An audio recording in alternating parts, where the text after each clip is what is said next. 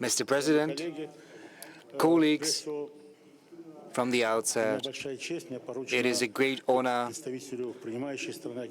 as the hosting side TASS News Agency. I've been charged with moderating this session. First, I would like to thank you, Mr. President, for responding to our request. This is the 9th meeting in this format, and year in, year out, there is a growing interest in this meeting. I remember you met with us last year, and colleagues from Reuters agency told me that they didn't remember there being any more flash news alerts after any other meeting. And this year has passed very quickly, but it's been packed with events, and there are 14 leading world news agencies present here. Everyone has been very happy to come. We know that your schedule today has been very packed as well, so without further ado, I suggest we should begin. First, I would like to say a couple of words, if you don't mind. I would like to welcome you, thank you for your interest. I think we've listened to a short but wonderful concert of top-notch quality. The hour is late. We're all in a very good mood, so let's not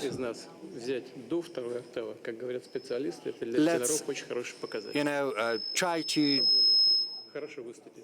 be as happy as we all can be. Let's take the highest note we can, as they say, and then we will go to bed. First, I would like to give the floor to our colleague from Vietnam, Vietnam News Agency Director General, Madam Vu Viet Chang.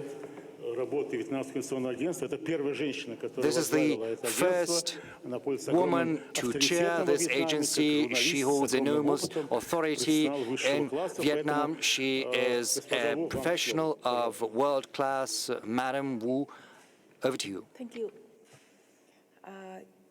First of all, I would like to express our sincere thanks for TASS News Agency for arranging this very special interview with Mr. President, Mr. Vladimir Putin, and thank you for your time. Your Excellency, Mr. President Vladimir Putin, yes.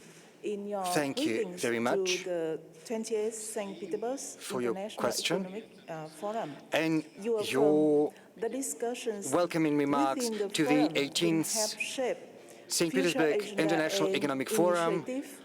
You said something which is of great interest to me. I would very much like to ask you, what is the agenda, what are the initiatives that could change the world for the better? Could you please elaborate on the initiatives Russia is taking to build a just and sustainable and rapidly developing world?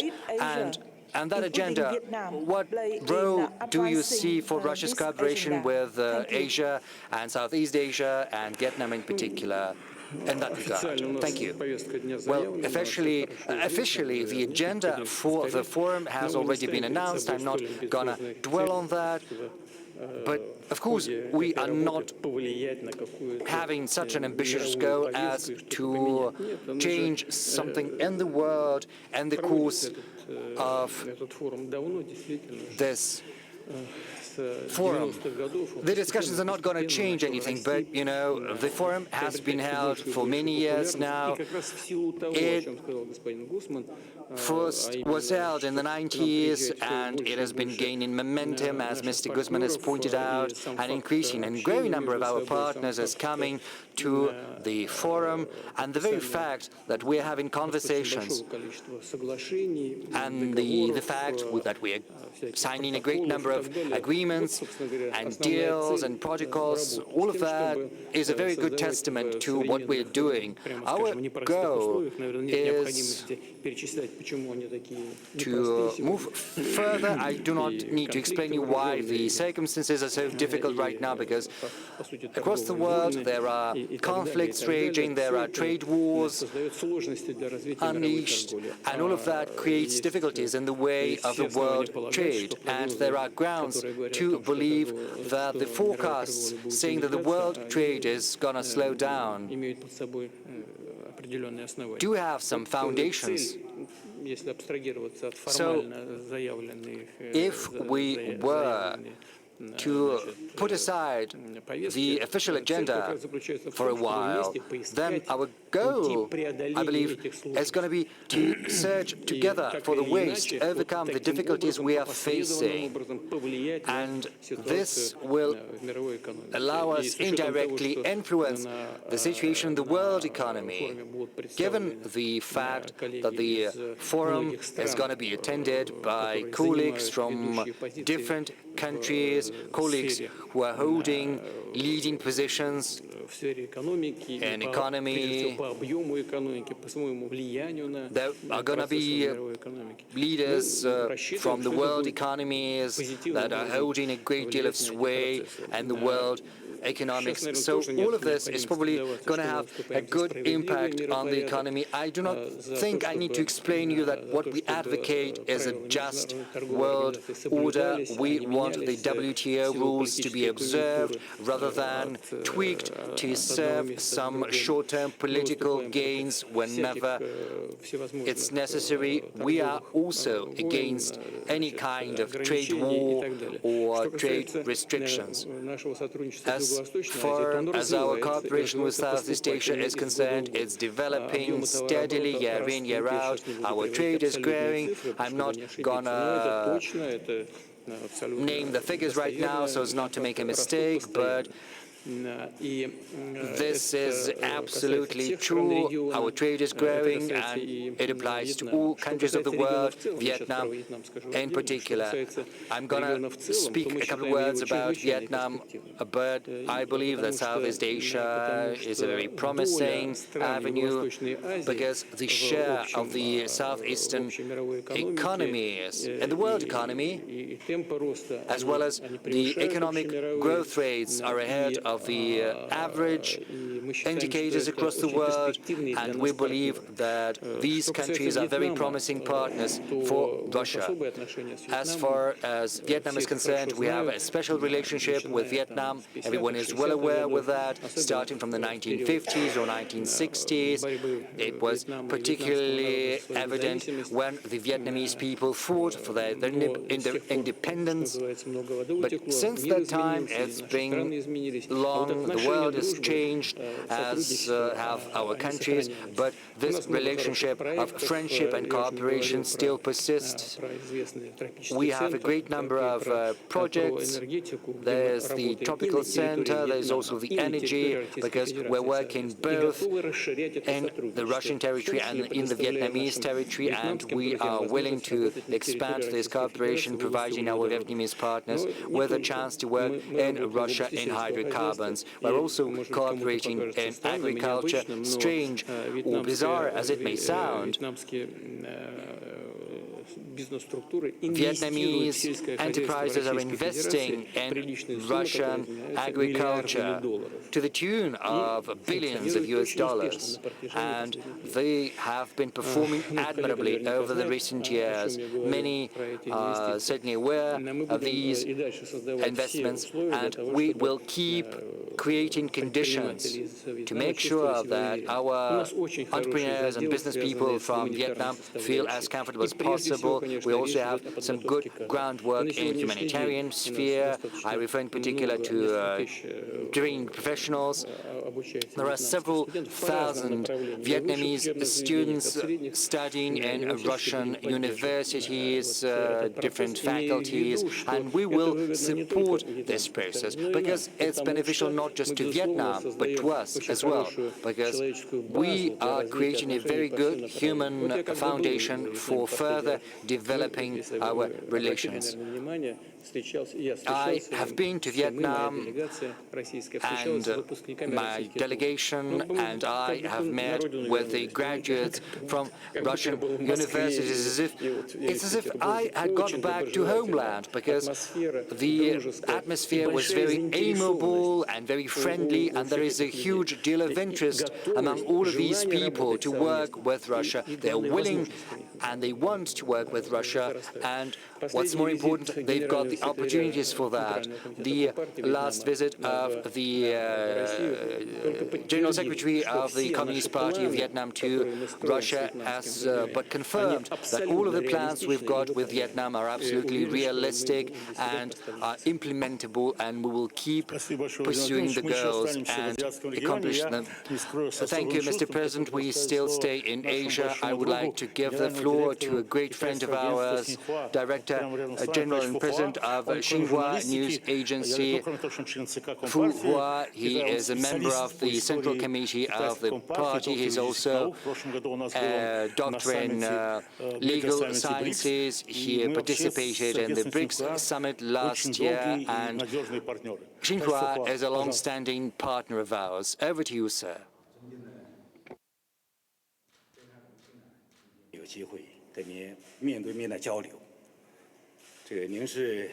Thank you for this opportunity to ask a question. Mr. President, you are a long-standing and close friend of the Chinese people.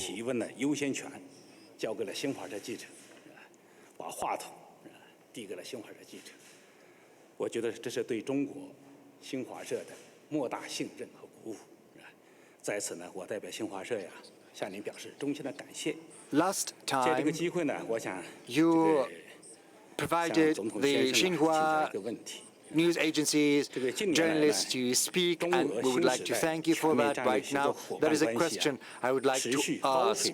Over the recent years, the Chinese-Russian relations of strategic partnership and comprehensive cooperation have been performing very well, making a contribution to strengthening mutual political trust. What do you think the possible avenues we can find for further expanding and developing ties between China and Russia?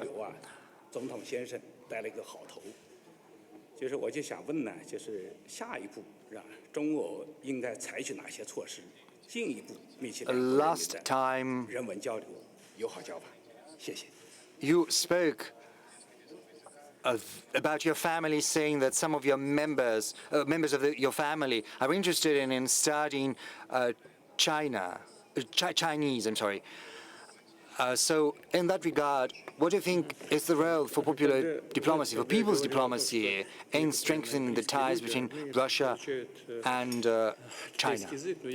Yes, I said that some of my family were studying Chinese. I spoke about my granddaughter. You know, there's like a nurse from Beijing, and she speaks Chinese with her freely, whereas my daughter, I think it was in the early noughties,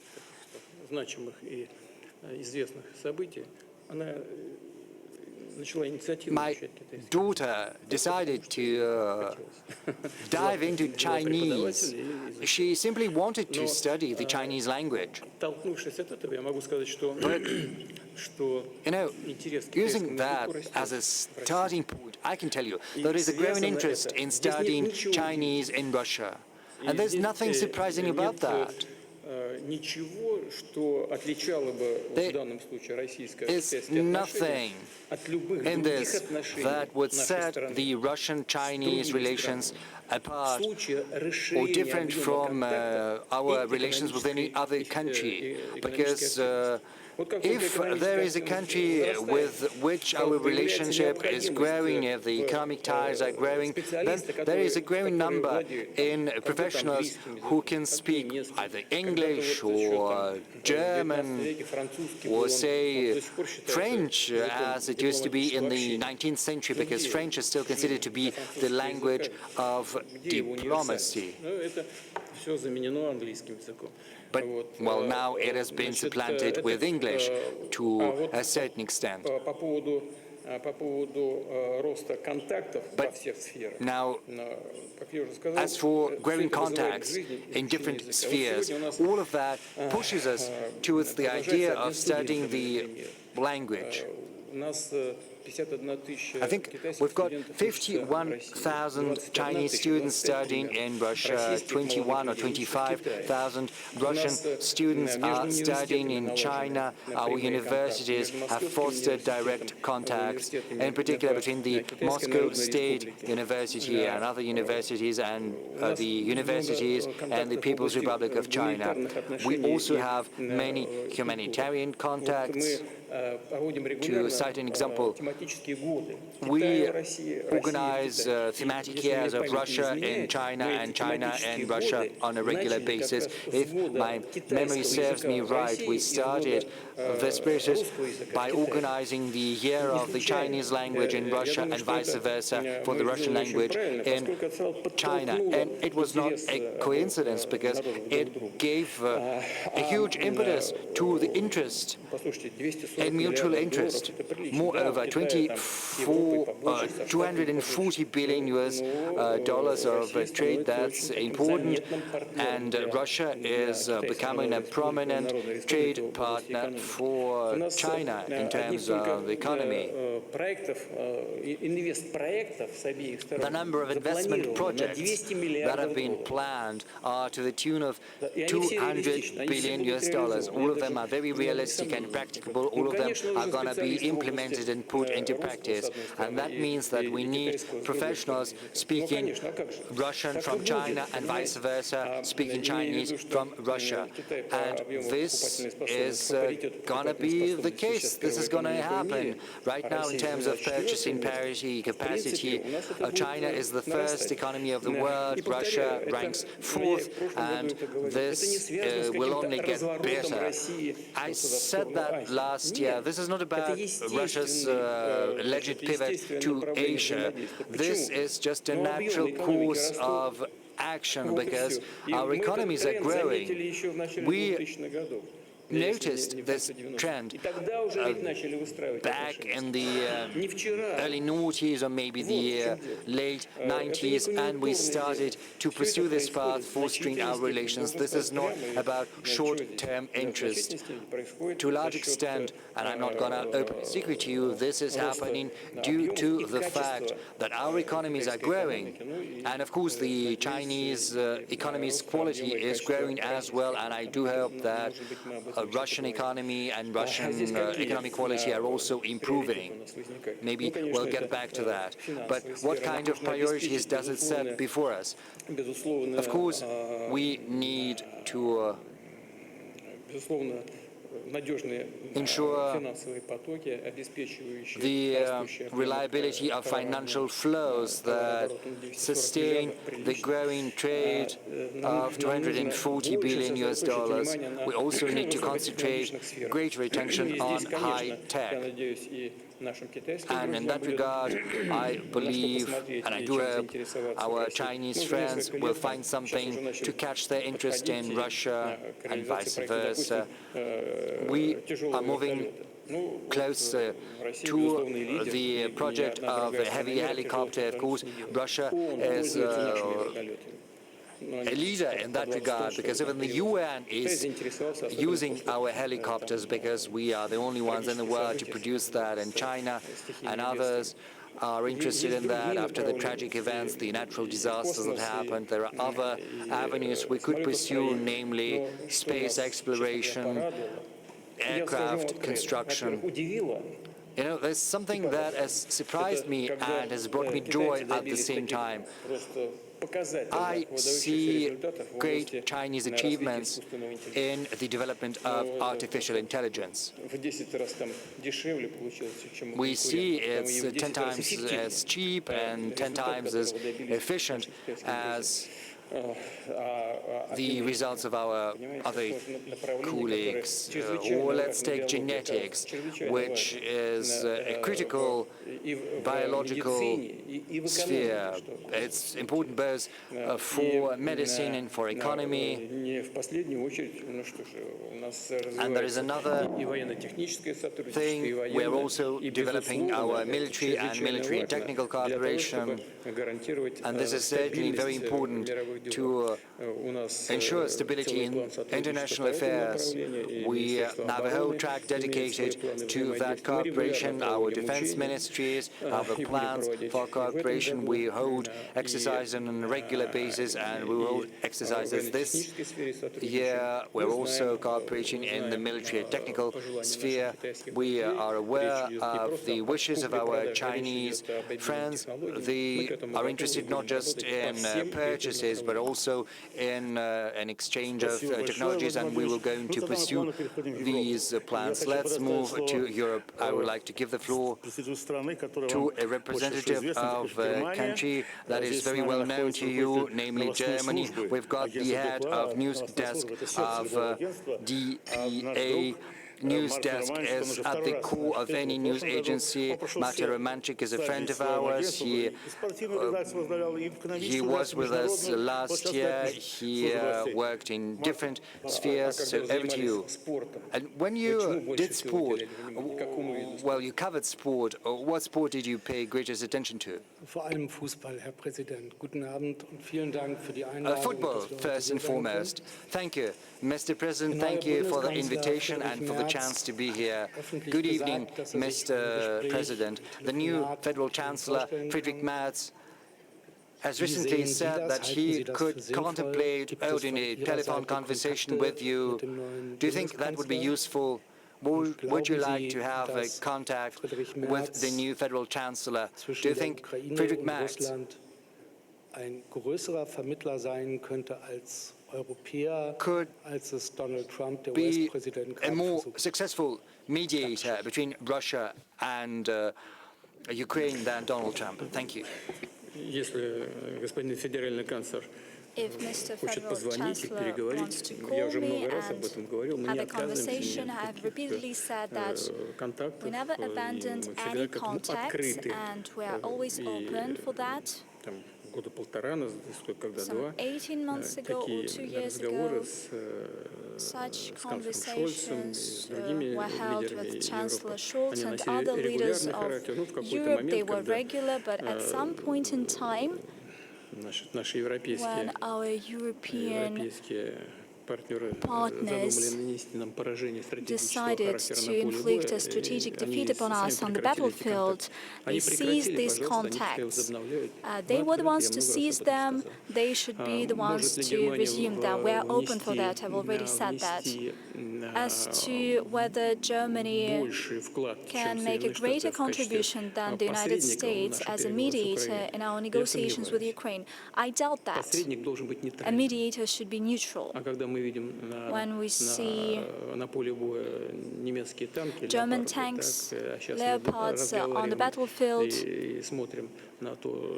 and we see that the Federal Republic is thinking about supplying tourists to the Ukrainian territory, not only to use the equipment, but also that Bundeswehr officers would operate that.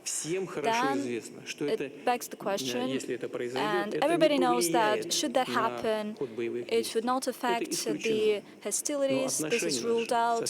However, this will spoil our relations even further. That is why we consider Germany today, just like many other European countries, not as a neutral state, but as a party that supports Ukraine, and in certain cases as an accomplice to the hostilities. Nevertheless, if we're talking about a desire to talk on this matter, to present some ideas, let me once again reiterate, we're always open to do that. Thank you, Mr. President. Europe, once again, Reuters news agency needs no further introduction. Representatives of Reuters participated virtually all meetings. Here with us is the Global Managing Director, Simon Robinson. Incidentally, he was born in Australia, but he worked all over the world, in the Middle East, in the US, in Africa. He is here with us for the first time. He has some questions to you. Thank you, Mr. President. I'd like to ask a question, please, about Iran. Prime Minister Netanyahu in Israel has said that Israel's attack on Iran may lead to regime change. And Donald Trump, the President of the United States, has called for Iran's unconditional surrender. I wonder if you agree with the Prime Minister and the President. I didn't quite get your question. What do I agree with? What do you want me to agree all that? They said one thing and the other thing. And then you said, do you agree? What do I agree with? Do you agree with either of their statements that it could lead to regime change and that Iran should prepare for unconditional surrender?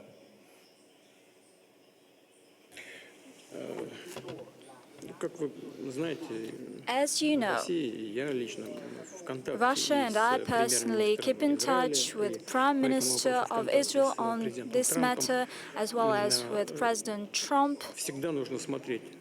You should always see whether the goal is achieved or not when you start something. We see that as of today, given all the challenging domestic processes there, we know about that, and there's no point in delving into that, but still there's a consolidation of society around the political leadership of the country. And, well, it happens virtually everywhere, all the time. Iran is no exception here. That's first thing. And the second thing, which is equally important, and everybody talks about that, I would just reiterate that, what we hear and see all around the place, these underground facilities, they exist and nothing happened to that. And hence, I believe it would be right for us all together to seek ways to end hostilities and to find ways to reach an agreement for all parties to the conflict, so that the interests of Iran could be ensured on the one hand, when it comes to its peaceful nuclear activities, naturally, peaceful nuclear activities. I'm also talking about peaceful nuclear energy and the peaceful use of nuclear energy in other areas, as well as ensuring the interests of Israel in terms of unconditional security of the Jewish state. That is a subtle matter. And certainly, we should be extremely careful here. But in my view, overall, such a decision could be reached. As you know, back in the time, we started implementing a project in Iran that was launched by German companies, and we built the Bushehr power plant. German companies left. Iranians asked us to follow up on that project. It was a difficult task because it was started by German specialists. It was their design, and Rosatom made a great deal of effort in order to adjust these to the Russian design. Nevertheless, we succeeded, and this unit has been operating successfully. We signed a contract to build 2 extra units, and this is a work in progress. Our experts are on the field. We're talking about over 200 people. And we agreed with the Israeli leadership that their security will be ensured. Overall, I believe that given the plans of Iran to keep on developing the peaceful nuclear program, I'm talking about the areas of agriculture that is applicable, as well as medicine and so on. But this is not nuclear energy. As well as nuclear energy, together with Iran, since we have this high level of trust between our countries, we have established very good relations, we could keep up with this effort and ensure their interests in this area. I would not delve into details, there are a lot of them. And all these details were discussed by us, both with the Israeli side, with the American side, and certain messages were sent to our Iranian friends. And overall, the interests of Iran in peaceful nuclear energy can be ensured. At the same time, we could lift concerns of Israel when it comes to its security. In my view, there are such options. Once again, we have outlined them to our partners, the US, Israel, and we reached out to Iran. We do not impose anything to anyone. We simply say how we see the way out of the situation. But certainly it's up to the political leadership of all these countries to decide, primarily Iran and Israel. Thank you, Mr. President. This year, as you might know, marks the 75th anniversary of diplomatic relations between Russia and Indonesia. The Indonesian president came to St. Petersburg to take part in the St. Petersburg International Economic Forum, but the media representative has outpaced his leader, and over to you. Terima kasih Yang Mulia kepada Presiden Putin. Hari ini kami sangat berbangga mendapat kehormatan bertemu dengan Presiden. Thank you, Mr. President. Bertepatan dengan kehadiran Today we are very proud untuk melakukan kunjungan kenegaraan that we will witness the visit of President Prabowo to Russia, and we also would like to make a big contribution to the work of the St. Petersburg International Economic Forum. We see that President Prabowo has a special connection to Russia. Before his election, he already met with you, and we see it as a very important message for our countries. And there is another issue. What is the priority of President Putin with regard to Indonesia when our connectivity and relations with Russia are enjoying the 75th anniversary? Today we already make investments, we have interaction in tourism sector, in the military sector, we cooperate in trade. Indonesia today tries to attract investment, especially from big countries where Indonesia has special programs in the development of nickel, in the production of nickel. This product will be produced by Indonesia. That's the first question. And the second question, we would really like to know about Russia's contribution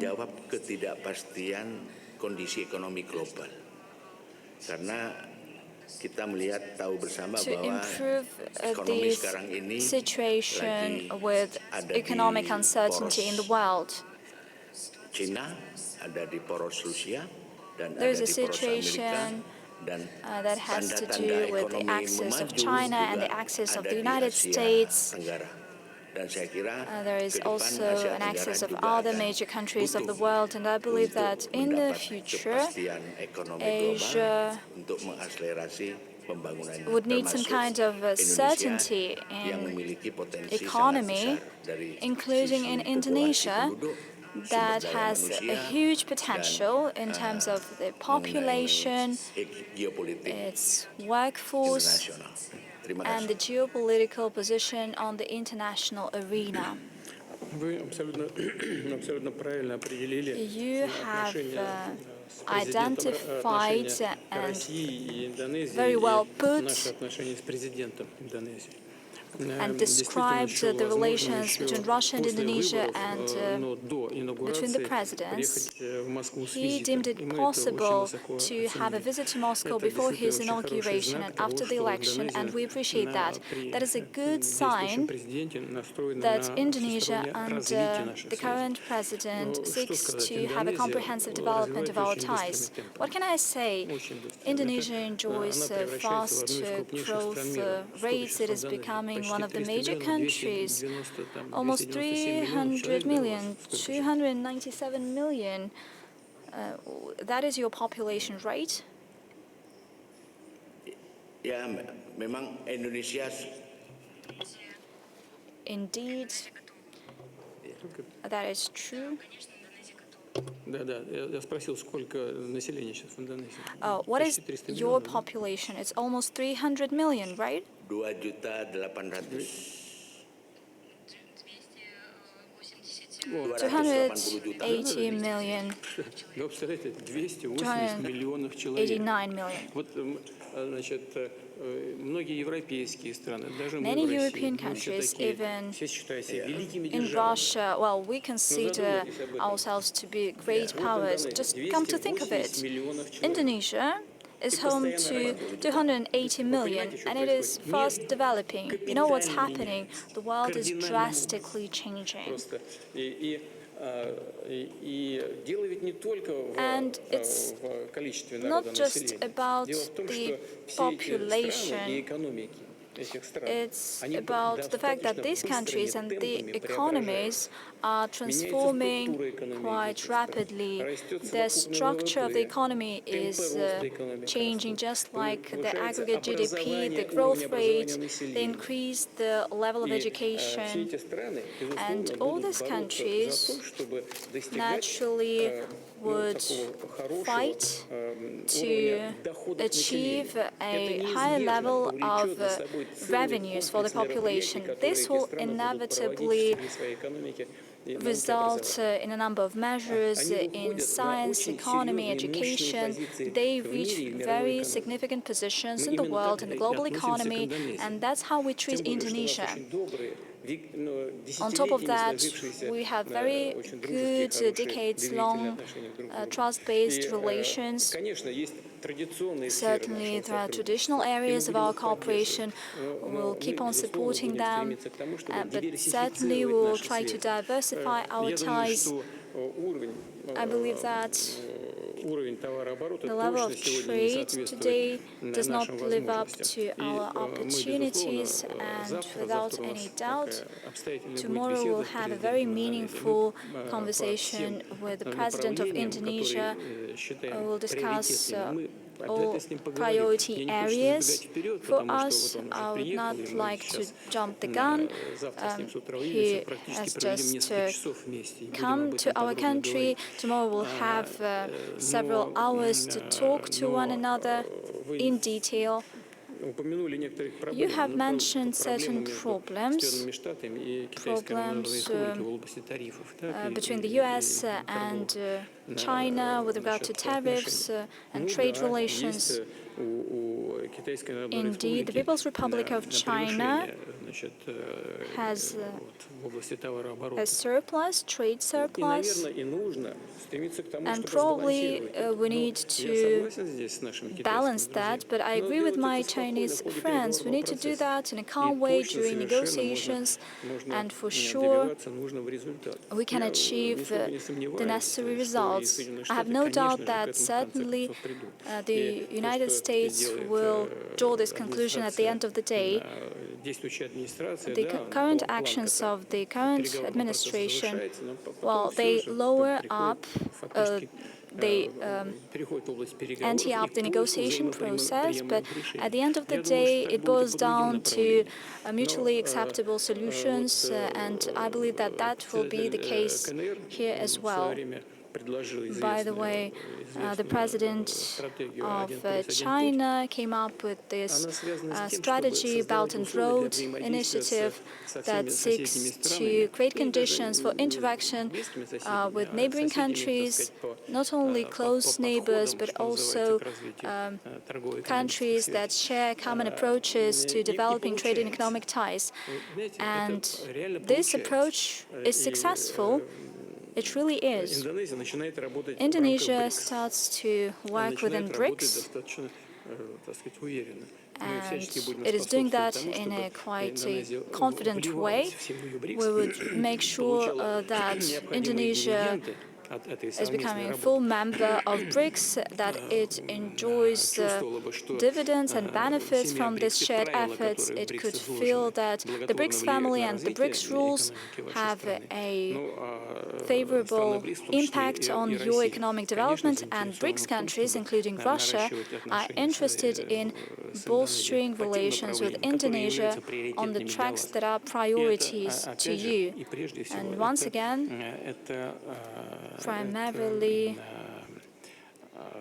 высокие технологии. we're talking about high tech. Нам есть что предложить We have a lot to нашим offer партнерам to из our Индонезии. partners И from уверен, что Indonesia, и индонезийцы and тоже I'm в positive состоянии будут that предложить нам свои Indonesians интересные too идеи.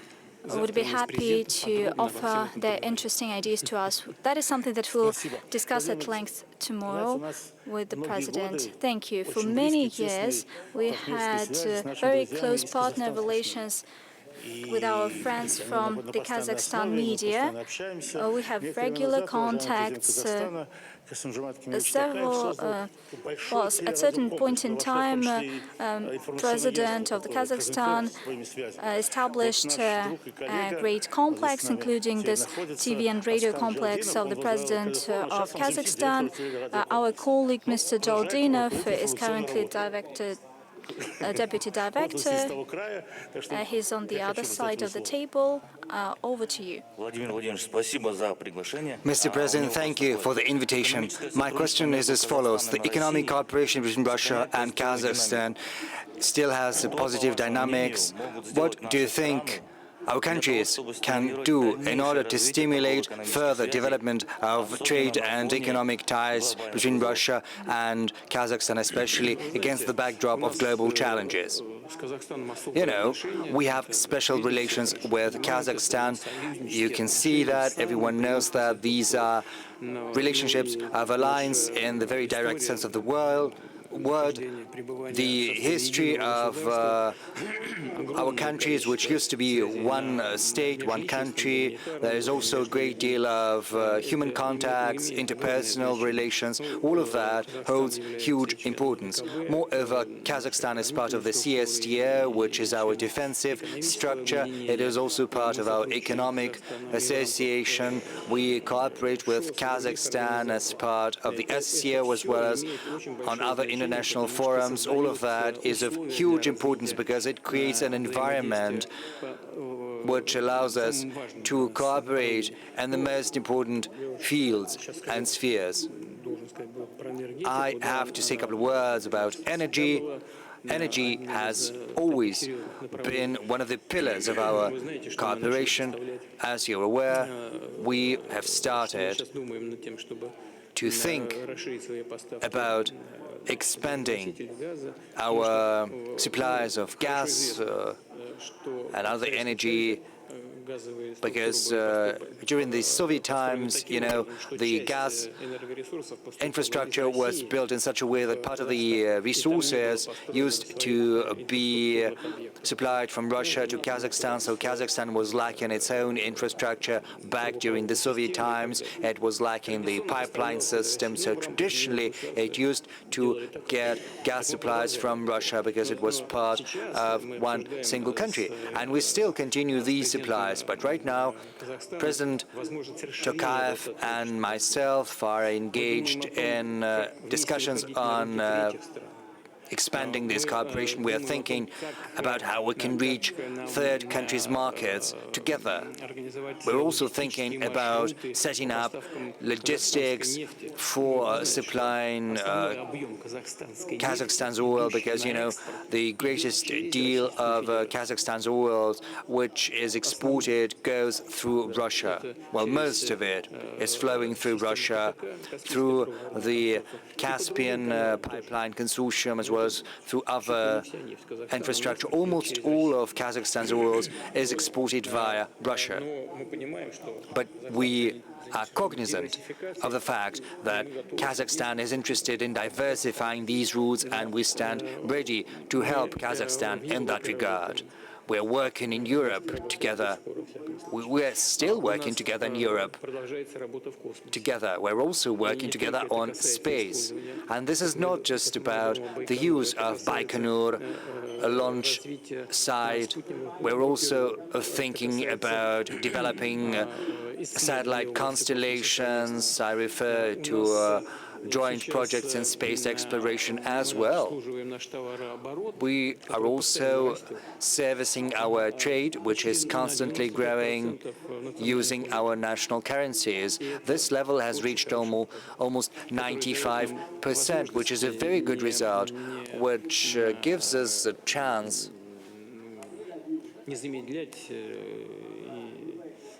to avoid any slowdown in our trade, given the difficulties in performing transactions and the difficulties in the way of financial flows for goods and services. And of course, I would be remiss not to mention our humanitarian cooperation, which is developing rapidly as well. And I'm hopeful that we will keep doing all of that. President Tokayev is a man who understands full well how important the relations with Russia are for Kazakhstan, and we will reciprocate. And of course, our cooperation in law enforcement is of critical importance as well, because we're working together to eliminate any threats stemming from terrorism and organized crime. We believe that to be of huge importance. I would also like to remind you that we are part of the CSTO, Collective Security Treaty Organization, our defensive alliance. Our defense ministries are in constant contact and engaged in regular cooperation. And I would like to underline that this cooperation has never been nor isn't aimed at any third country. Our single goal is to ensure security within our sphere of responsibility, because we are certainly concerned about certain situations, such as the situation in Afghanistan. Yes, Kazakhstan does not have a border with Afghanistan, but there are other countries that have such a border, and we understand that in the past some terrorist groups managed to infiltrate in our neighboring countries. Moreover, we've got the longest state border with Kazakhstan.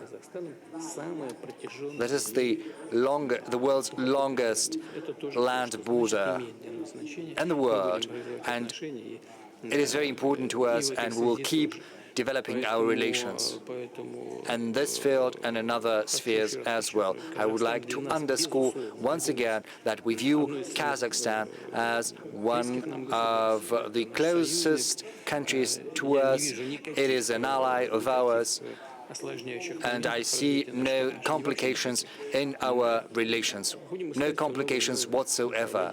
And we will keep searching for new avenues of cooperation to pursue. You're certainly aware we have regular meetings with President Tokayev. He comes to see me, and it is always a pleasure for me to go to Kazakhstan. Our governments, our foreign ministries are in constant contact, 24/7. Thank you.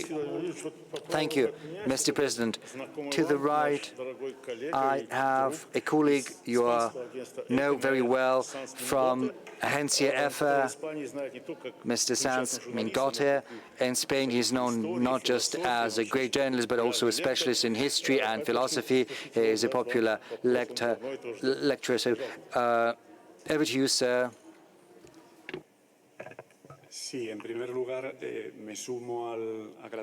First and foremost, I would like to join my colleagues in expressing gratitude to you, Mr. President, for having this chance to be present here. When you listen directly to news agencies, I would also like to thank the TASS news agency for the hospitality. As you're aware, in several days, the NATO summit is going to take place. It's going to be attended by many countries. And one of the topics brought up on its agenda is going to be the rearmament of Europe.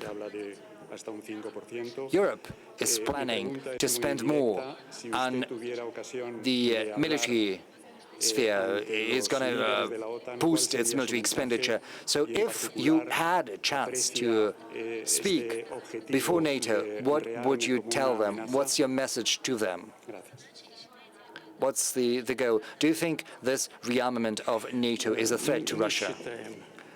We do not believe any kind of rearmament by NATO to be a threat to Russia, because we are self-sufficient in terms of ensuring our own security, and we are constantly improving our armed forces as well as our defensive capabilities. Whatever NATO does, this certainly might create certain threats, but we are going to respond and address any of those threats regardless.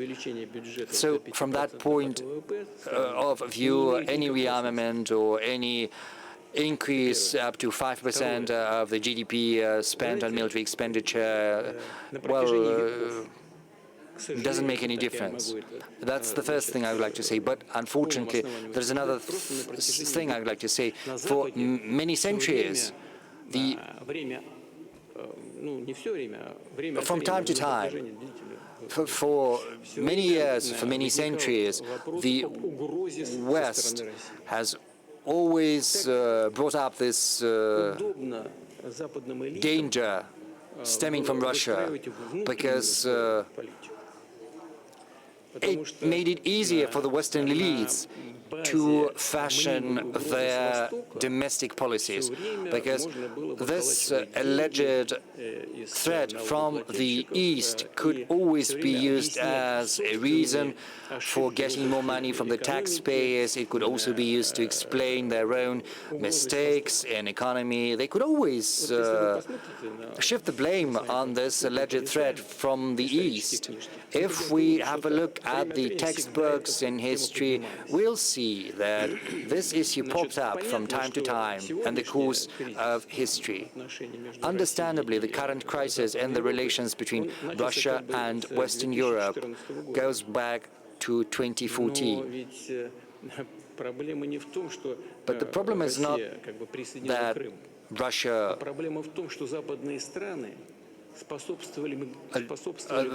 that Crimea joined Russia. This is the problem is that the Western countries were facilitating a coup in Ukraine. We always hear this saying that we need to live by the rules. But what kind of rules are these when three countries, France, Germany, and Poland, came to Kiev and they put their signature to the agreement between the opposition and the then authorities headed by President Yanukovych as the guarantors. Their foreign ministers came to Kiev and acted as guarantors.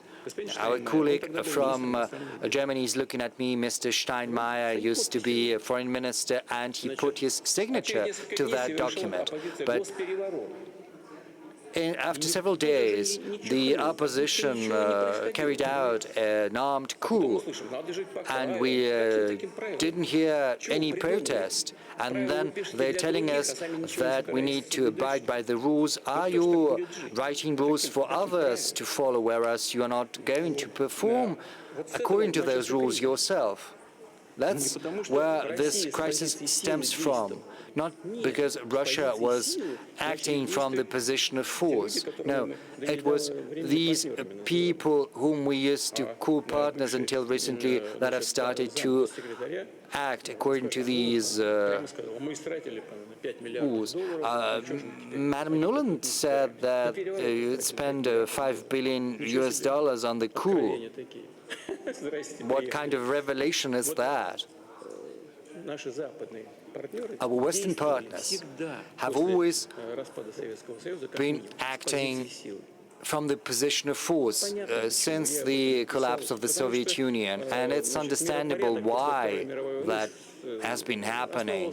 I wrote about that because since the Second World War, the order had been built upon a balance of powers and force between the countries that emerged victorious in the Second World War, but then one of the powers disappeared and the West started to rewrite the rules to suit its own goals. So it all started with Ukraine. You know, the development started to happen in the southeastern part of Ukraine, where they did not accept that coup. Instead of trying to reach an agreement with them, the authorities decided to use force against them. We tried to find a solution for 8 years. We had been trying to secure an agreement between the Kiev authorities that stood at the origin of the coup d'etat and the southeastern part of Ukraine. Well, back then it was Ukraine, it was the Donbas region.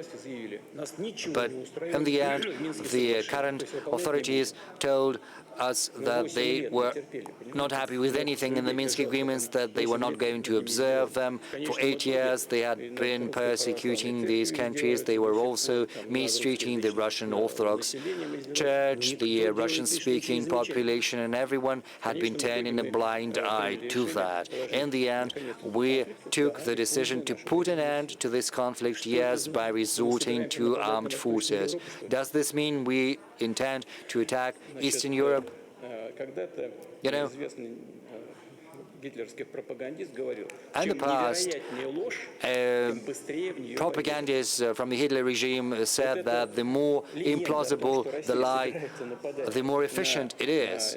So this legend that Russia harbors the thought of attacking Europe is that incredible lie they're trying to make their population believe in. But we understand, all of us understand, that this is nonsense, this is absurd. And even those who are saying that do not believe 1 second that. I don't think you believe that. Is there anyone here who believes that Russia is preparing an offensive against NATO? You know, NATO countries are currently spending $1.4 trillion on military expenditure. This is more than all the rest of this is more than the rest of the world combined, including Russia. And what's the population of NATO? It's more than 300 million, almost 400 million, I think. Whereas Russia's population is just 150 or so. And, you know, the money we spend on defense is not comparable to that. And they are still saying that we are gonna attack Europe. But that's absurd, and everyone understands it's nonsense. They're still trying to dupe their own population in order to get more money from the taxpayers. You know, it's almost 5%. They're gonna ramp their military expenditure too, of the GDP. And they're also trying to explain away their failures in economy. Germany is the EU's leading economy, and it's currently on the brink of recession. I still cannot wrap my head around this. Why did Germany decide to stop using our energy? We used to supply energy via Ukraine. Ukraine used to get transit fees to the tune of several million US dollars. And Germany decided to abandon all of that. There is no rational explanation for that. Volkswagen is perishing. The same goes for Porsche, the steel-making industry as well, the fertilizers. It's all the same, but for the sake of what? To spite the conductor, I'm going to buy a ticket, but I'm not going to take the train. If NATO countries want to boost their military expenditure even further, well, it's up to them, but it's not going to benefit anyone. Yes, it's certainly going to create additional risks. But it's up to them to make that decision. I think that is absolutely irrational. Moreover, it's pointless because there are no dangers emanating from Russia whatsoever. Dr. Goebbels used to say that the more incredible the lie, the faster the people are going to believe it. And maybe some do believe it. But they had better look into saving their car industry and also increasing their salaries. Thank you, Mr. President. Right now, I would like to give the floor to a friend of mine from Turkey, because the eyes are fixed on Turkey because Istanbul has been serving as a negotiating platform, and also millions of Russians are going to Turkey for holidays.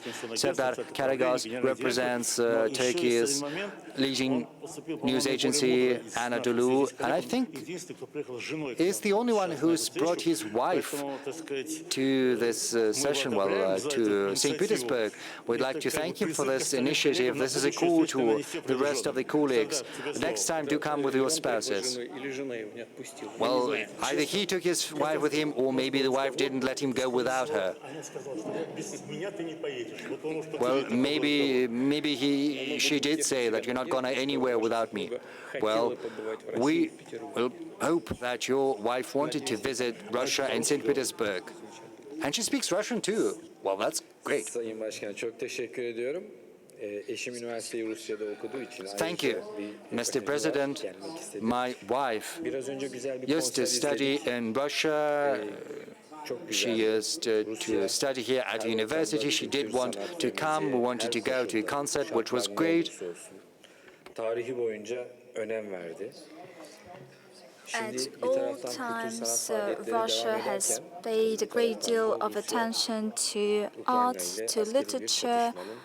On the one hand, we see the development of cultural and arts festivals. On the other hand, basically there is a war waged by Russia, and I would like to talk to you about a possible end to this war. Previously, together with President Erdogan of Turkey, during the war you have signed an agreement on the grain corridor, and together you have saved millions of people from famine. Even against this challenging backdrop, you have managed to find a solution to such complex issues. Last week, President Erdogan called to have a summit in Turkey, a peace summit. Mr. Zelensky agreed immediately. Mr. Trump said that I will come if Putin comes, but Kremlin said that the conditions are not ripe so far. And in this regard, I have the following question.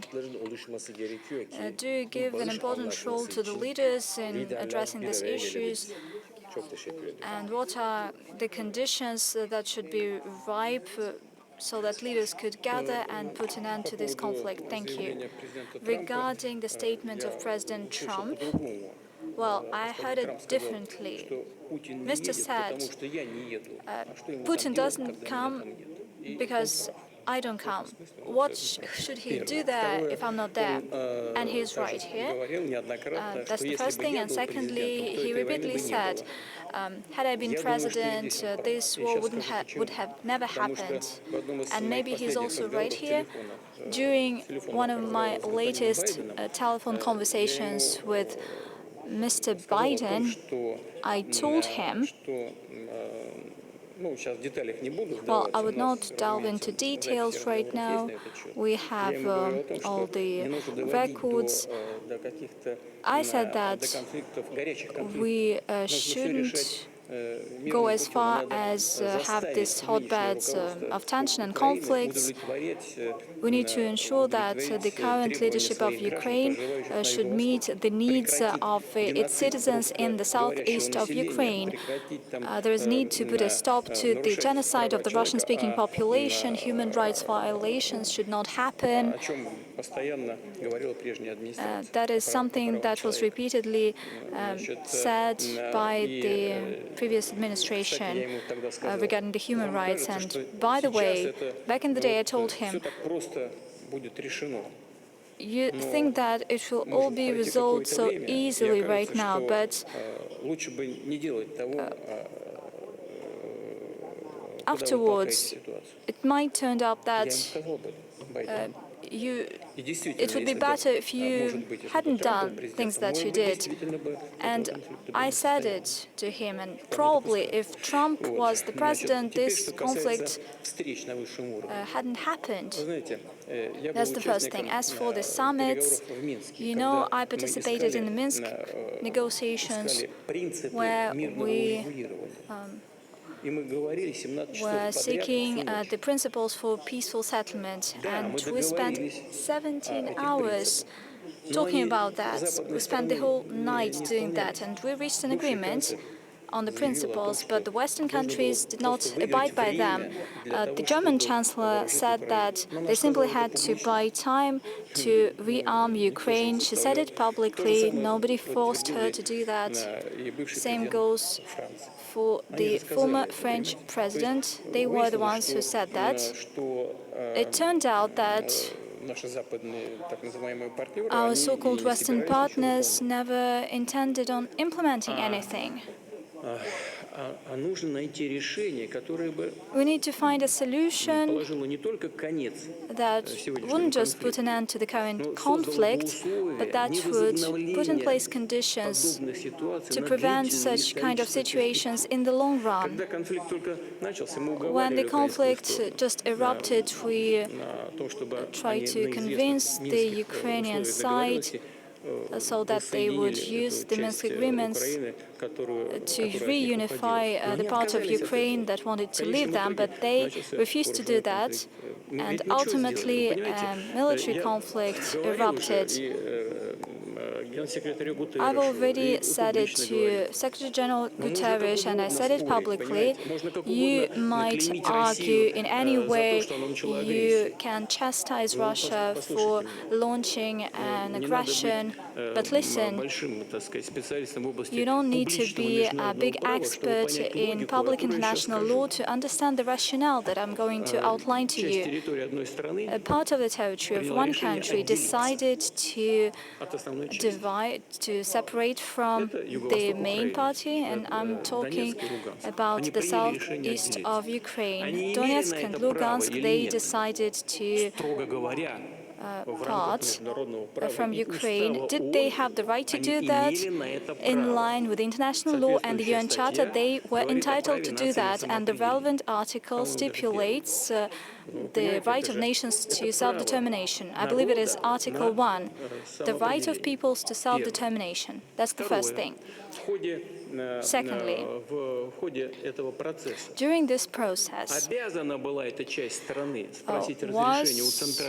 had this part of the country решение Международного суда had the obligation to ask for permission to the central authorities according to the UN decision following the Kosovo case. The International Court of Justice directly stipulated if a part of a country decided to separate, it doesn't have an obligation to ask for permission to the central authorities.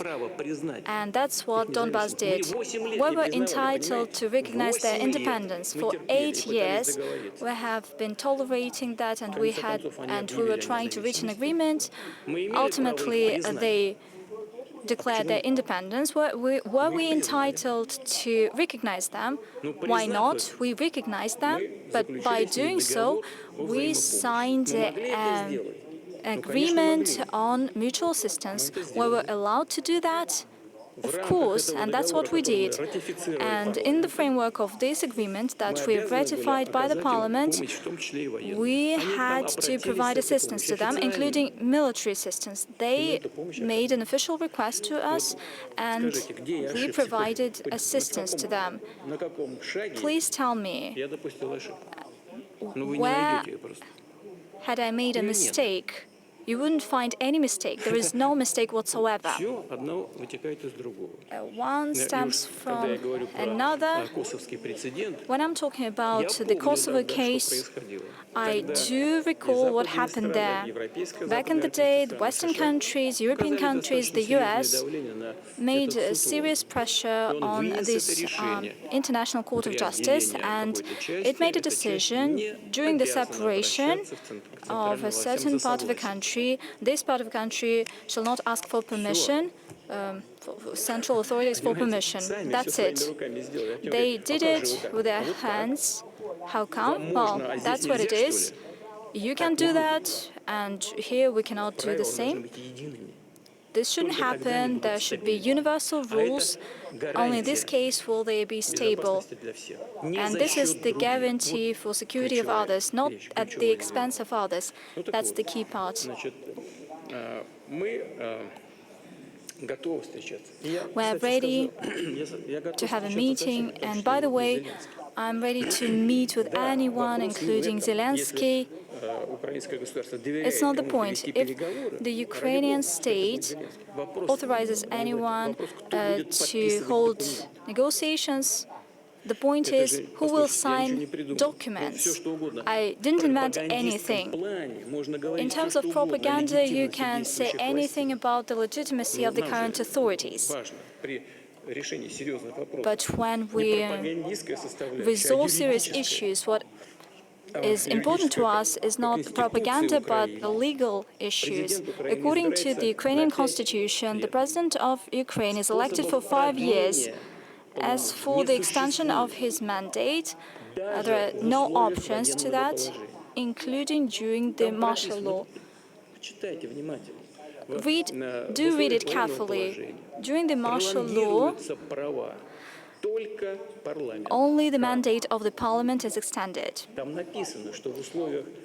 It stipulates that during the martial law, elections shall not take place. That is true, but it does not stipulate that the mandate of the president is extended. And that's it. As for the constitutional order, Ukraine is not a parliamentary or presidential republic. It is presidential parliamentary republic. What does it mean? It means that all bodies of authorities are shaped by the president. Well, everybody considers it to be a democratic society. It might be the case. So everybody is appointed by the president, all military commanders are appointed by the president, just like ministers, and all governors are appointed by the president. There is no election process here. But if the head of the state is not legitimate, then the whole system is illegitimate. Why am I saying that? We don't care who conducts negotiations. Even if it is the current head of state, I'm ready to meet him, but if there is a final ultimate stage, so that we would not just sit and divide and argue on something, but just finalize the issue. But it should be done by legitimate authorities. They should be the ones to sign it, because the next leader would come and throw everything into the dustbin. This shouldn't be the case. I do not abandon that, but we need to have a great deal of effort invested. And another important point, even before the conflict, we asked the Ukrainian authorities to implement the Minsk agreements. They refused to do that. Then the special military operation was launched.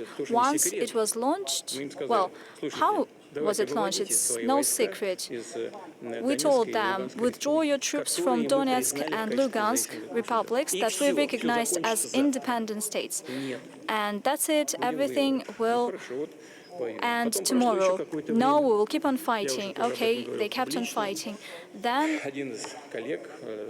afterwards, and I also made it public, one of Western colleagues asked me, could you imagine that the Kherson region, the Zaporozhye region, you're fighting for Donetsk and Lugansk, and the other two regions had nothing to do with that, but that was the logic of the military actions. Could you think about leaving them? Well, we could think about the sovereignty of Ukraine, but provided a certain servitude, the right to have this land passage to Crimea. Why? Because they always make these threats to destroy the Crimean Bridge. As simple as that. And this person said, can I tell it to Kyiv? He came and told it, and they said that he's an agent of Kremlin. This is one of the leaders of one of the major states. Oh, that's nonsense. Okay, we reciprocate the requests of the citizens in this territory, and we hold a referendum, and now it's part and parcel of the Russian Federation.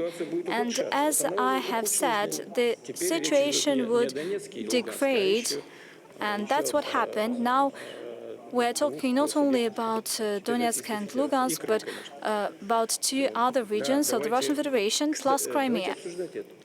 Let us discuss this.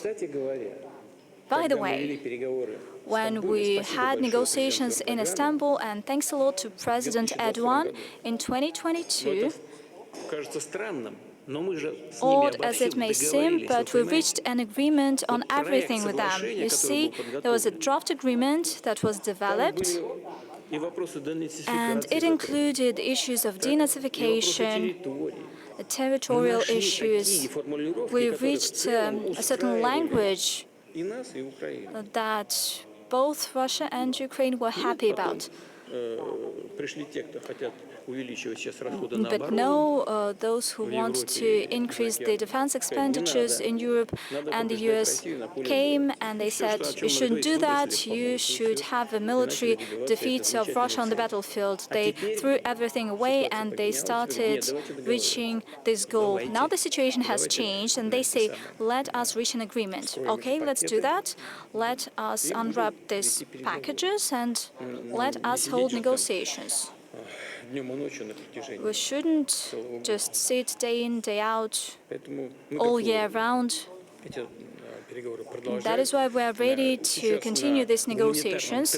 Currently, overall, when it comes to humanitarian track, the situation proves that these negotiations have a point. We agreed to have this 1,200 POWs exchange. We already received 500, and we are ready to receive further 400.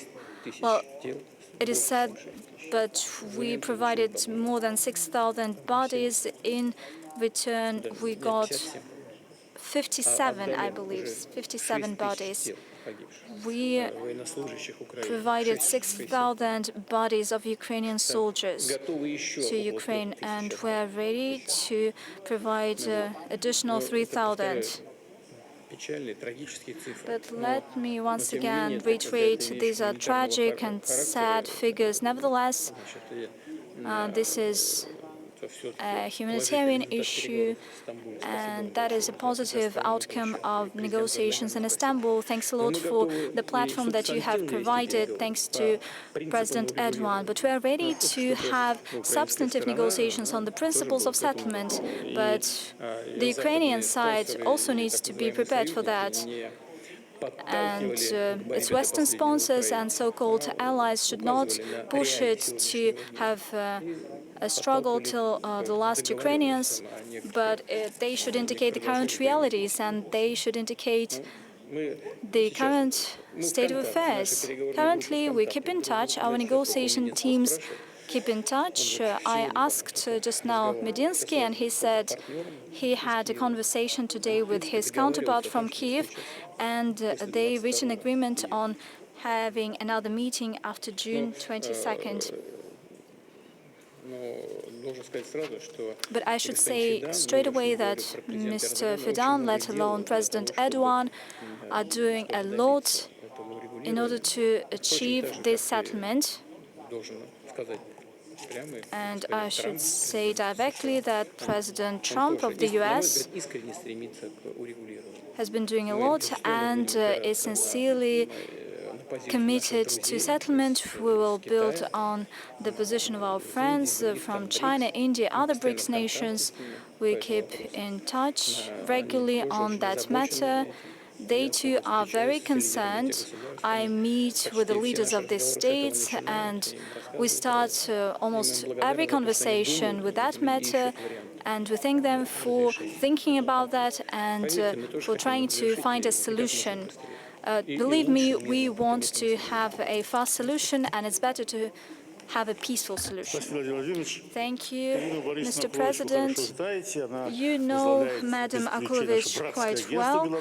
She is the director of a fraternal agency of ours.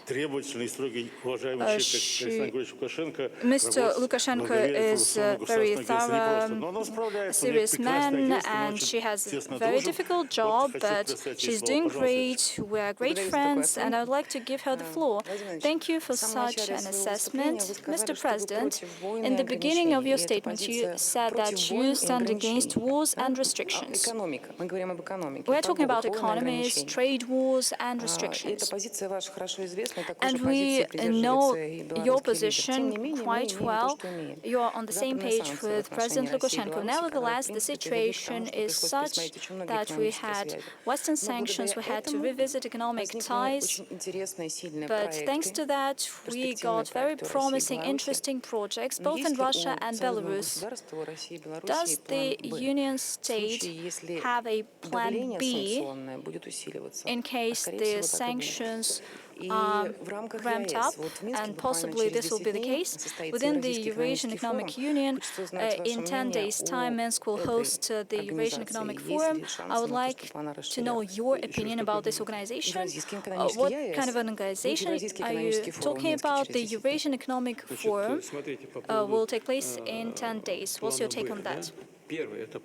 Now, you spoke about a plan B, but we've got a plan A, which stipulates what we need to do in order to develop both our economies and our relations. Now, a plan B, if something is not working, consult plan A, and we will be successful, we will succeed, we'll make all of this happen, because our trade has reached $50 billion, which is a huge number.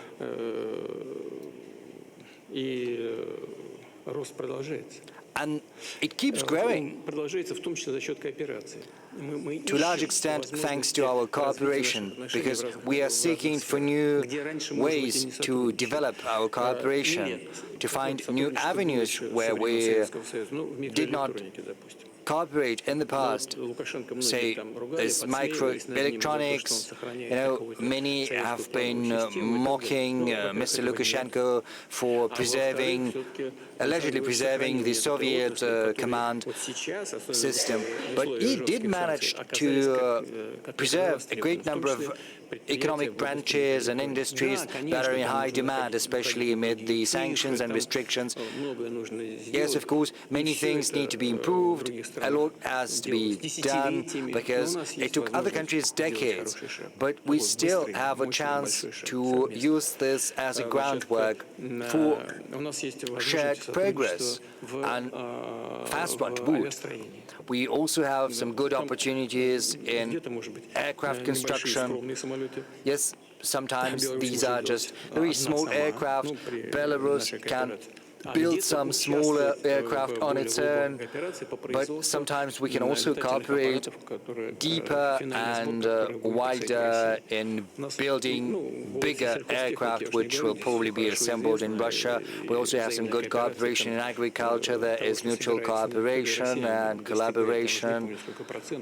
You know, we have very good numbers, more than 50% or so. I'm not going to dwell on that because you're well aware of all of that. There are other avenues of cooperation. Some colleagues here, oh no, I don't think they have mentioned it, but you know, there have been some discussions on logistics. Belarus, as is well known, is one of the world's biggest suppliers of fertilizers. And almost all of that is exported via Russian ports, via the Russian territory. There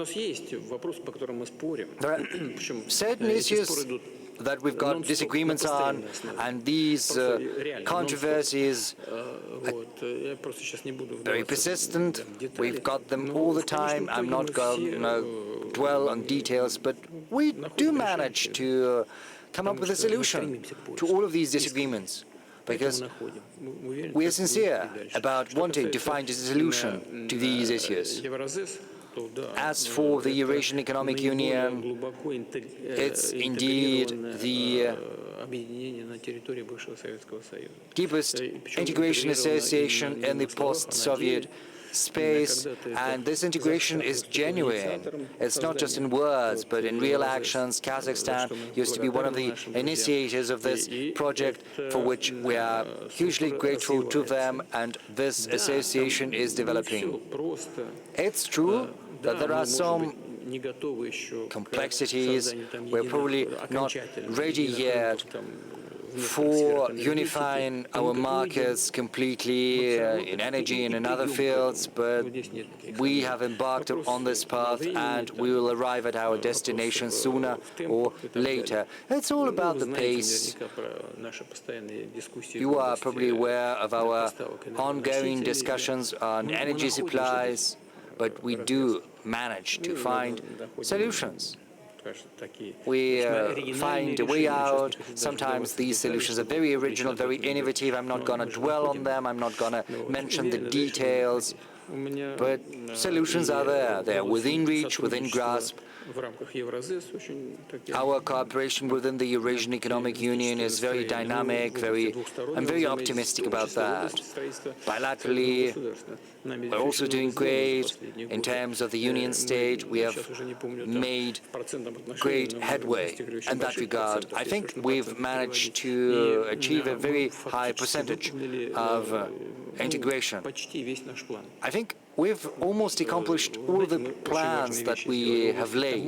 We've done a great deal in terms of customs and also customs statistics. Oh, sorry, tax statistics, taxation and customs. These are fundamentals for creating an environment for further economic cooperation. Thank you, Mr. President. I would like to introduce another acquaintance of yours from last year.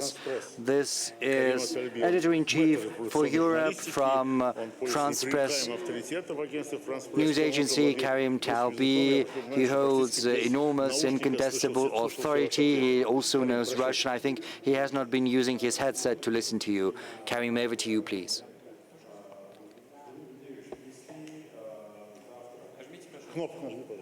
Please turn on the mic. Thank you. I'm sorry.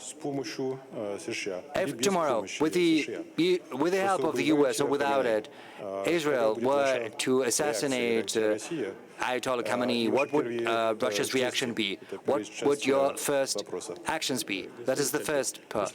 I'm sorry, Mr. Taubi, if you allow me, I think this is going to be the best response to your question. I would not even discuss this possibility. But unfortunately, this possibility is being openly discussed by Mr. Netanyahu, by Mr. Trump. Yes, I've heard all of that, but I would be loath to even discuss that. The second part of my question is also about Iran.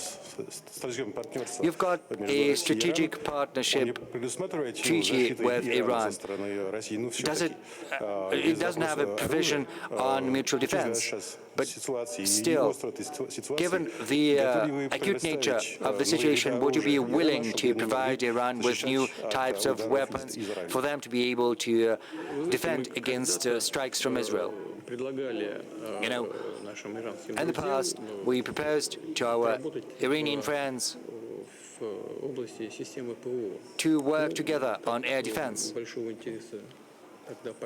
Back then, they didn't show a great deal of interest, and that was it.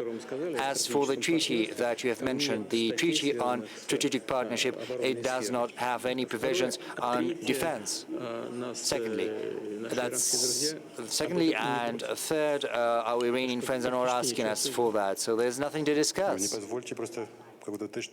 If you'll allow me a clarification, if I'm not mistaken, you've provided them with S-300 and also modified S-200. So Russia did play a certain role in protecting Iran. You know, this is different, because our proposal was to work together on a whole system, not just equipment. Yes, we did discuss that in the past, but the Iranian side didn't show a great deal of interest.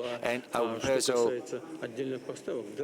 yes, there were some supplies. We did carry out those supplies. This has nothing to do with the current crisis. This was just some regular cooperation in the military and technical field. It was under international law. We did not violate anything. Iran had never asked us for anything that would run counter to the international norms that Russia had subscribed to. We have always stayed within the bounds of international law. Anything else you'd like to ask? Well, I've been told just one question. Well, maybe next round of questions. Mr. President, I would like to introduce you to Mr. Kuchimov, Director General of the Uzbekistan National News Agency. You know him probably. Is not just a prominent journalist, he's also an author of more than 20 books, not just poetry, but also politics. Do you have a verse in Uzbek? Yes, a great verse, but maybe next time. Mr. President, you know that our society owes a great deal of interest in everything that is happening in Russia or around it. First and foremost, this is due to our traditional friendly ties between our countries and our people. Secondly, our society highly appreciates and supports the great deal of work that you are doing together with our President Mirziyoyev in terms of reinforcing our cooperation. Right now, the relations between Uzbekistan and Russia have been raised to an unprecedentedly high level. Of course, there are certain things, some minor issues in migration in particular, but we see that we're taking efforts to address those. So I've got a question and also a proposal, if you'll allow me. I think that the guarantee of long-term development of our relationship is the cooperation between our young people, between our youths. It's all about how they see one another, how they interact. A lot is being done in that regard right now. Our youth associations are in close contacts. They're also participating in different events together. But I think that there is a great need for an ambitious long-term program for youth exchanges with concrete goals and concrete indicators, because that would help reinforce the positive images of one another for many years to come, based on traditional values and shared history. This could also help address the minor issues that I've mentioned. So, Mr. President, I would like to ask you what you think about that. Thank you. Yes, first and foremost, I would like to confirm that the relations between our countries are developing successfully as well as steadily. When I responded to the question from your colleague from Kazakhstan, I did mention that we could also come up with a great number of trilateral projects, because we do have these plans, in particular in nuclear, in Kazakhstan and maybe in Uzbekistan. We're working closely and we have made some good headway in developing these projects. Incidentally, when we spoke about Indonesia, at the very beginning, I said that the world was developing rapidly. Indonesia's population is almost 300 million, well, 290 or so, but still, the world is undergoing a transformation. Uzbekistan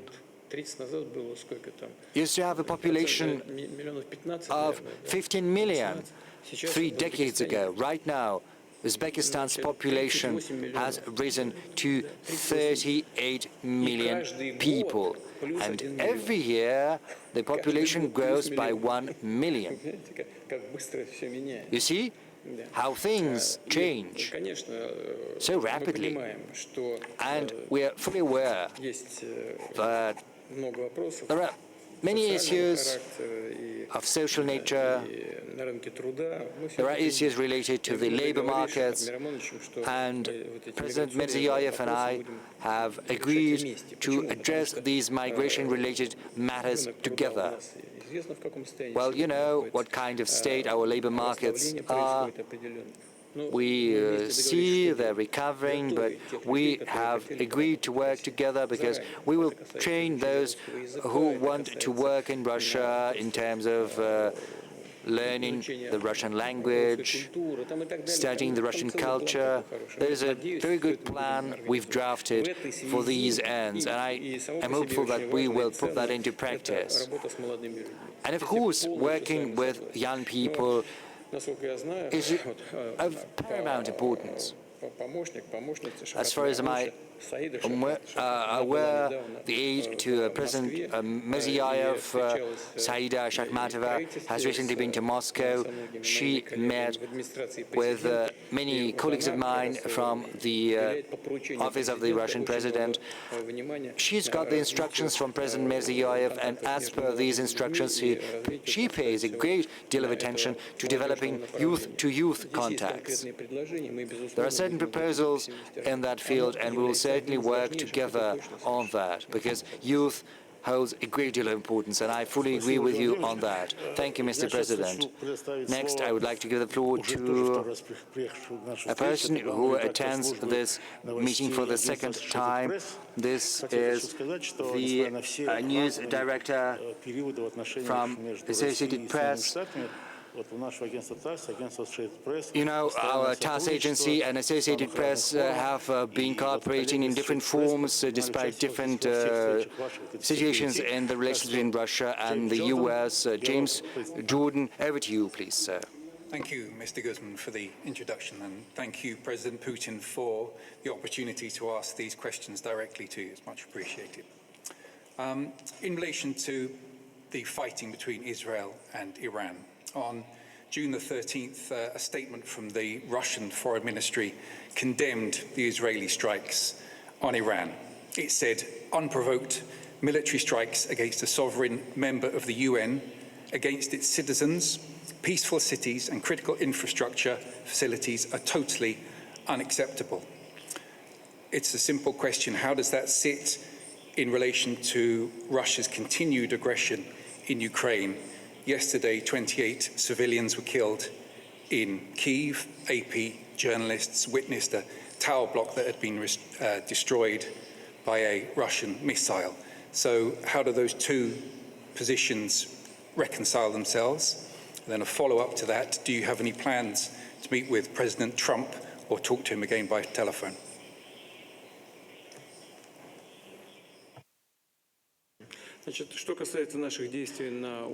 As for our actions in Ukraine, I think I have given a detailed account of that to your colleague when responding to his question. I think it would be pointless for me to repeat.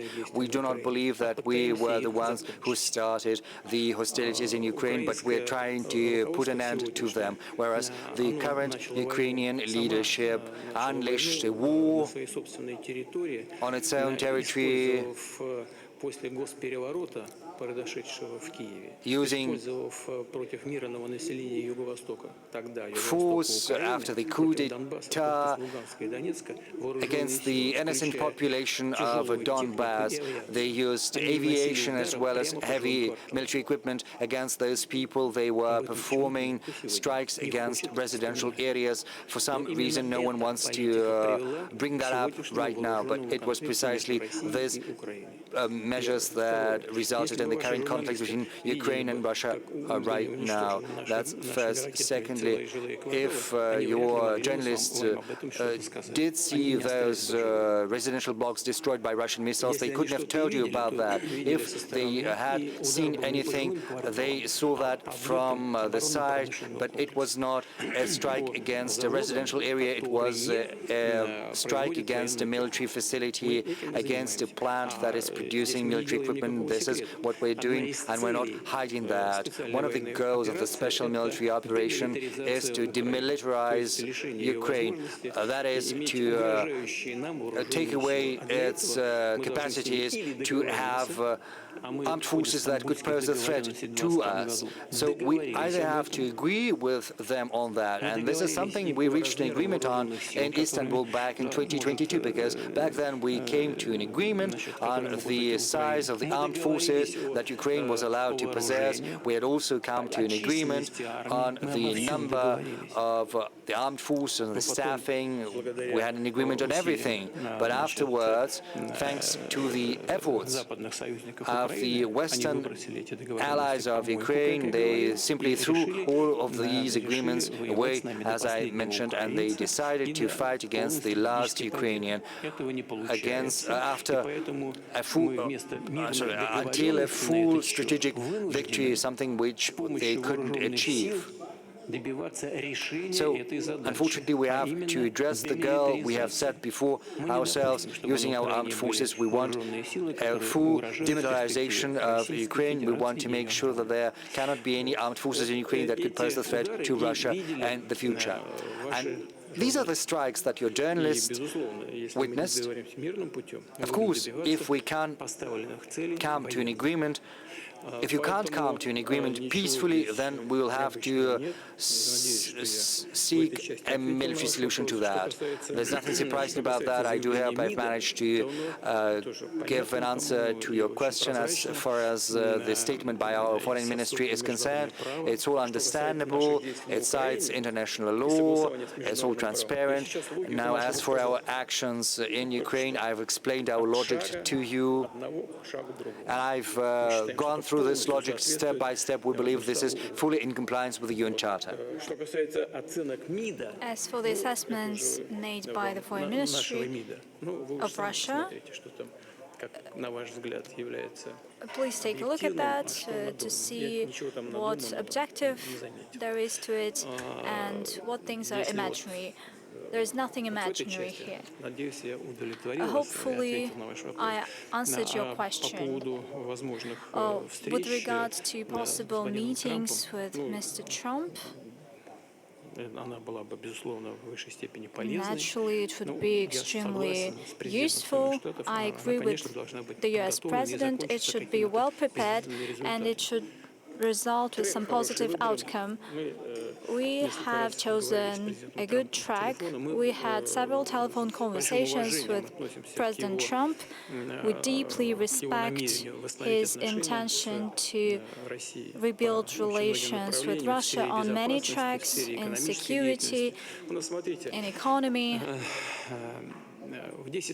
You see, our import to the US has decreased tenfold, and there's been a 4 times decrease of the US import to Russia.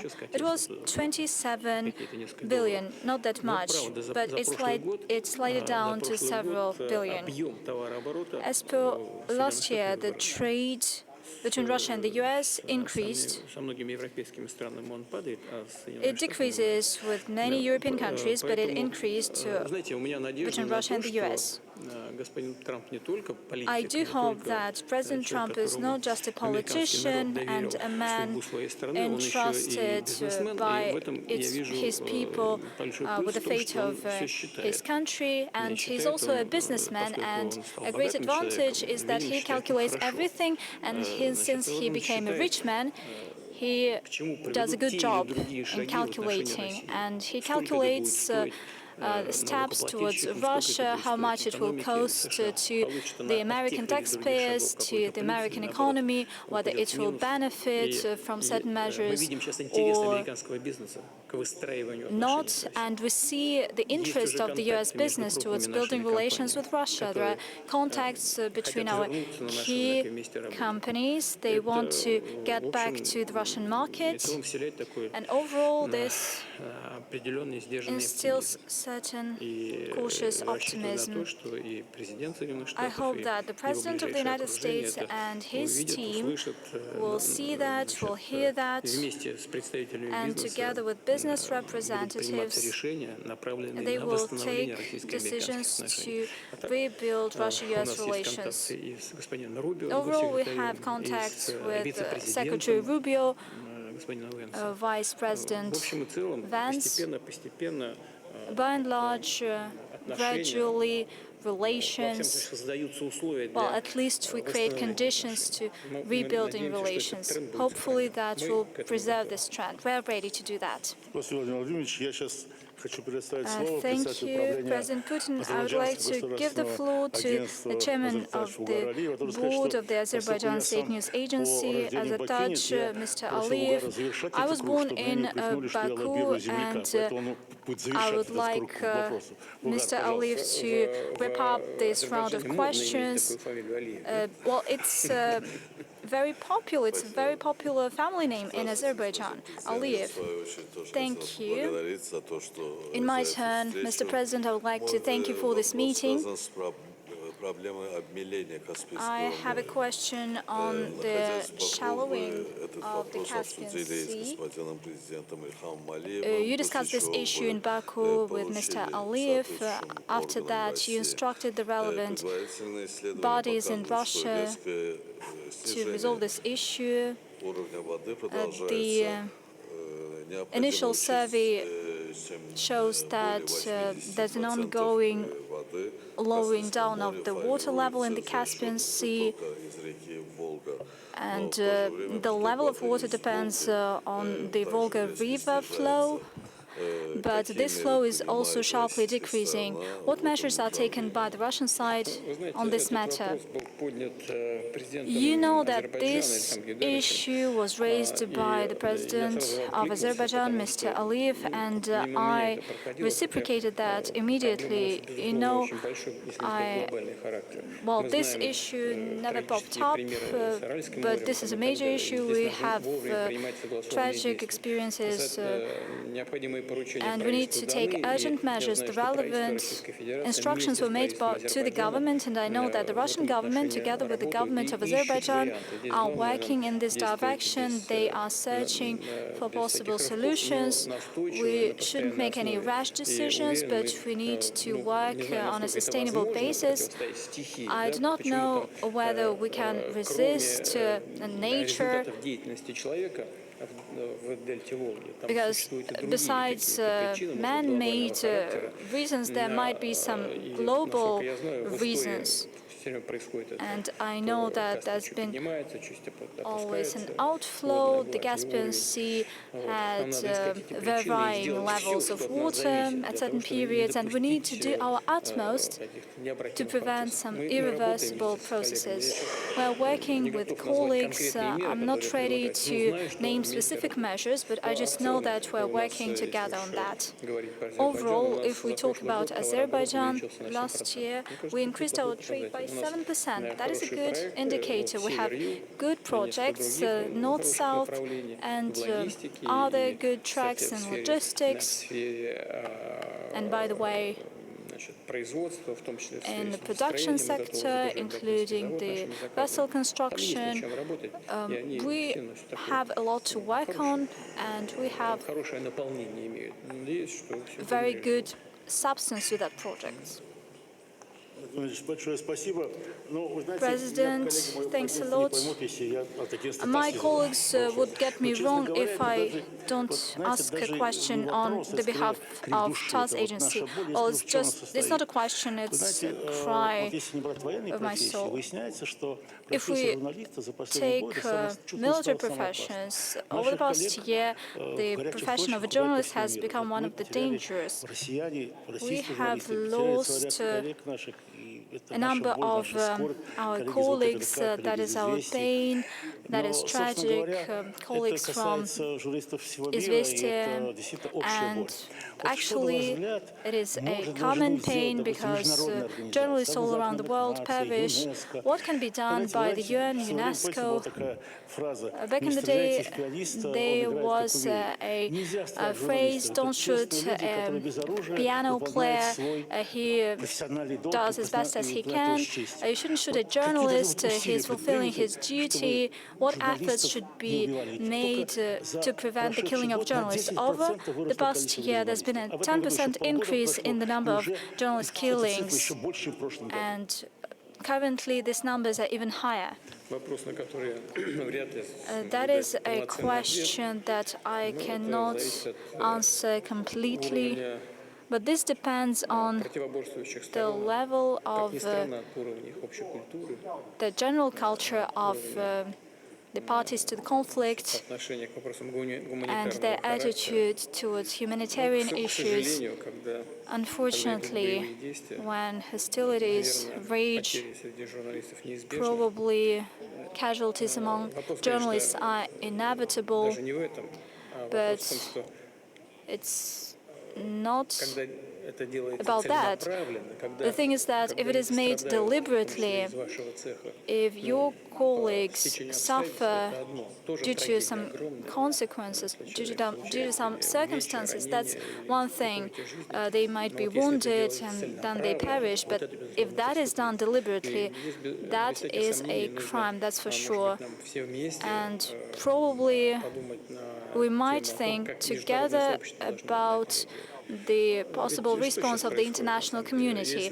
What is happening right now? If a journalist dies due to one party to the conflict, then the allies of this party to the conflict make it seem as if nothing happens, and the other side makes a fuss around that. And the same goes the other way around. And by the way, journalist solidarity is not working all the times. Certainly, some decisions need to be taken at the international level, at the level of the United Nations, for instance. We need to think about that. But it's not just a question of curiosity, and I would like to express my condolences to all families, regardless of who they belong to. they fulfilled their duty, and I would like to express my condolences. Mr. President, thank you for these words of support. It is important for all of us. We've been working for 2 days today. We started yesterday.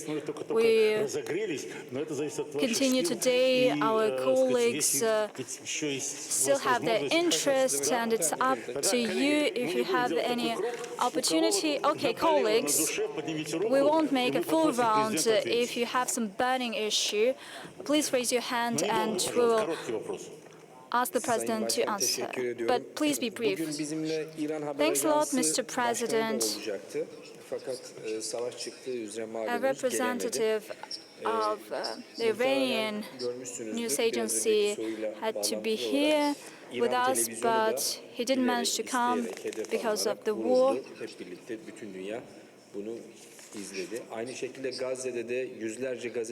But you know that there was a deliberate, intentional strike against an information broadcaster building in Iran, and there was a great deal of casualties in Iran.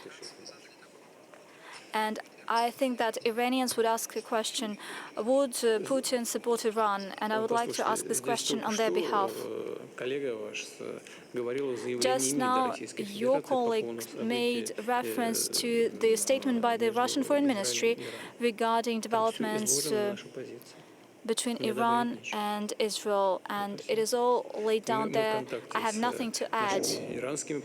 We keep in touch regularly, permanently with our colleagues from Iran, and today we had this context. I believe that tomorrow and the day after there will be additional contacts.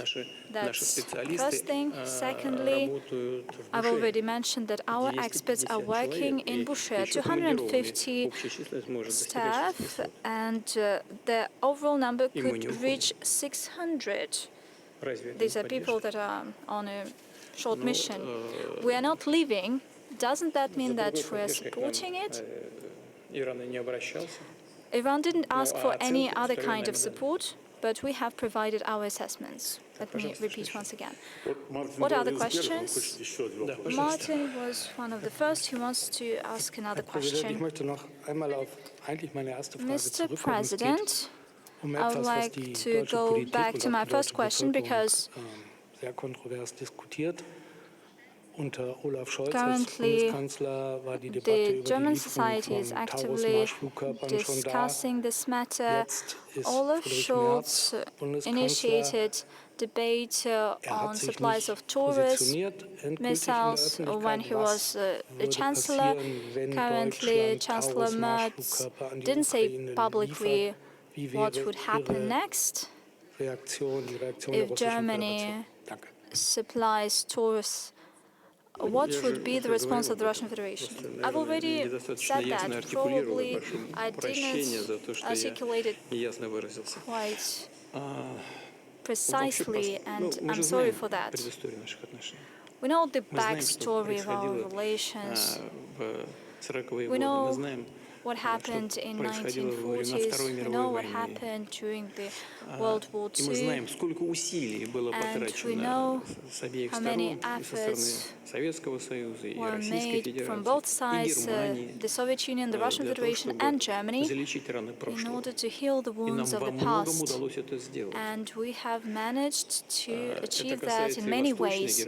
I'm talking about the Eastern Germany, the Democratic Republic, but also it relates to the West. Suffice it to mention what Willy Brandt did and his comrades in the party. Helmut Kohl has done a lot. The Soviet Union stood against the division of Germany. It was not the initiative of the Soviet Union to divide Germany after World War II. We were against that. In any case, there's no doubt that in 1990s, Russia and the Soviet Union were the ones to play a decisive role in the reunification of Germany and the fall of the Berlin Wall. I hope that nobody forgot about that in Germany. let me highlight the president of the Russian parliament wrote a letter to his counterpart in Germany. Throughout modern history, Russia hasn't done a single step, mind you, not a single step that would contravene the interests of the German people and the Federal Republic of Germany. However, the situation has changed right now. I don't want to give any assessments with regard to the position of Germany that it takes following assessments that were made in many Western countries in relation to the developments in Ukraine. Okay, that is a matter of political assessments. But when we see German tanks in Ukraine, well, not even in Ukraine, but in Kursk, there was German equipment on the Russian soil in the part of Russia that is not contested by Germany. It is the Russian territory. What is Taurus? This is a precision weapon that Ukrainian officers cannot operate. They are not able to do that. That is something obvious, and everybody knows about that. You cannot operate Taurus without space intelligence. This can only be done by Western countries. You cannot do that without German officers. Only German officers can operate Taurus. What does it mean?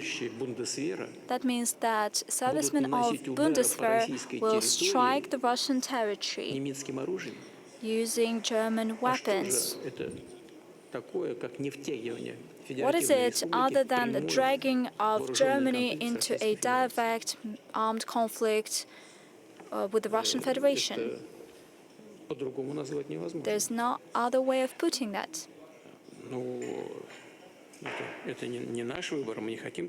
It is not our choice. We do not want such kind of developments. But if the German leadership opts for that, okay, we will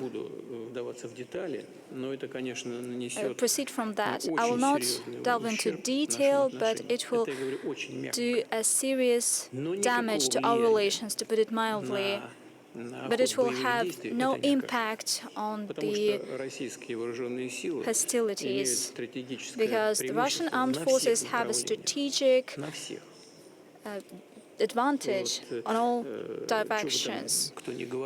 No matter who says what, our troops are making an offensive along the front line every day, more or less, but they are moving forward with each passing day. And further progress, even if Taurus is used, the progress is inevitable. You will destroy relations with Russia, but there will be no result on the battlefield. But at the end of the day, it is the decision of the German leadership. If it has a mandate of the German people to do that. You know what's happening there. I'm talking about the battlefront line. Hopefully you know that, and due to political concerns, you cannot provide an objective overview, but it is universally known. Hopefully your staff that's been working there see everything. You see Ukrainian armed forces are equipped, are manned by 47%, and the assault units have even less percentage. So what's next? It is important that Western supplies go on, but if they are manned less than by 50%, that means that the relevant unit is not combat ready, is combat able. There's also an en-masse forced mobilization ongoing in Ukraine, which is something you're aware of. I understand that you have to keep quiet about that due to the political reasons, but you are still aware of that. I think they made a decision to draft young men of 18 years. They wanted to take several thousand. They managed to get just 1,000, and then they deserted, and the number of deserters on the whole is growing rapidly and quickly. The losses outstrip the number of those who are drafted, are mobilized. So what comes next? That is why I'm saying that we agree to get at the negotiating table and to seek an agreement. We proposed our terms in Istanbul back in 2022. Those terms were much milder back then. Right now, the situation is different, so the terms have been adjusted accordingly, but we still are ready to abide by the Istanbul principles. If they fail to come to an agreement, the situation might degrade even further and turn even worse for them. You see, I'm not making up anything. These are just objective facts. There are several units over there are manned just 47%. So whether the Taurus missiles are there or not, it doesn't change anything. It's simply pointless. So you have to think whether there's any point in providing them with Taurus missiles in order to bury the German relations completely. Second question. You said earlier that Europe and other countries have made mistakes in regards to Russia. At the end of this year, you will have been in office either as president or prime minister for a quarter of a century. When you reflect and look back, have you made any mistakes?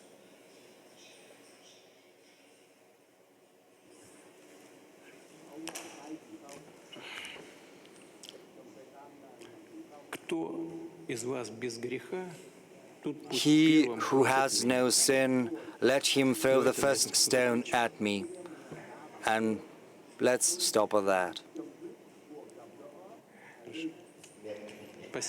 Thank you.